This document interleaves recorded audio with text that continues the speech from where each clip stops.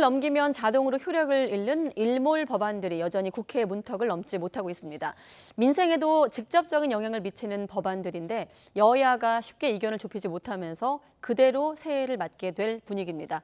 취재기자 연결하겠습니다. 김경수 기자.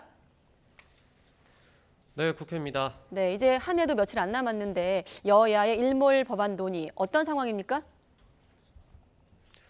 네, 사실상 제대로 안 되고 있습니다. 화물차 안전운임제와 30인 미만 사업장 8시간 추가 연장 근로제, 건강보험 국고지원법 등이 해가 바뀌면 효력을 잃게 되는데요. 오늘도 별다른 논의 없이 그대로 일몰로 가는 과정을 밟고 있는데 대신 1월에 다시 임시국회를 열어서 논의하는 방안이 거론되고 있습니다. 하지만 국민의힘은 임시국회가 검찰 수사를 받고 있는 민주당 이재명 대표 방탄용이 아니냐며 부정적입니다. 민주당이 1월 임시국회를 하려는 듯한 발언을 하고 있습니다.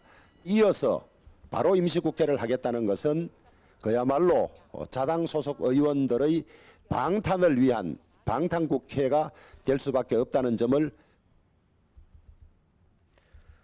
네, 어제 서울시와 용산구 등을 대상으로 한 이태원 참사 국정조사 2차 기관보고는 막바지에 파행을 빚었습니다.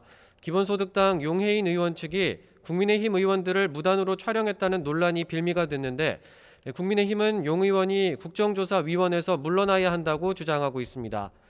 국정조사는 이제 다음 주 2차례 청문회를 앞두고 있는데 3차 청문회 일정과 기간 연장 문제 등을 두고 여야가 충돌할 가능성이 큽니다. 이런 가운데 민주당은 국민의힘이 고의로 국정조사를 지연시키고 있다며 기간 연장이 불가피하다는 뜻을 공식적으로 밝혔습니다. 국정조사 기간 연장을 국민의힘에 공식 요구합니다. 여당의 거듭된 방해로 사전 합의된 청문회 일정이 허비된 것도 모자라 핵심 기관들은 진실 은폐에 여념이 없습니다. 네, 이런 분위기라면 내년 초 국정조사가 예정대로 진행될지 지켜봐야 할 것 같은데, 자, 연말연시 정치권 움직임까지 전해주시죠. 네, 국민의힘 정진석 비상대책위원장은 오늘 브라질로 출국했습니다. 브라질 룰라 대통령 취임 축하 특사단으로 가는 건데요. 4박 8일 일정 동안 특사단은 윤석열 대통령의 친서를 전달하고 부산 엑스포 유치 활동도 할 예정입니다. 주호영 원내대표 등 국민의힘 원내 지도부는 경기도 연천군의 군부대를 찾았습니다. 최전방을 지키는 장병들과 오찬을 함께하며 격려하기 위한 방문입니다. 연일 검찰 규탄 목소리를 높여가고 있는 민주당 이재명 대표는 새해 초 일정이 눈길을 끕니다.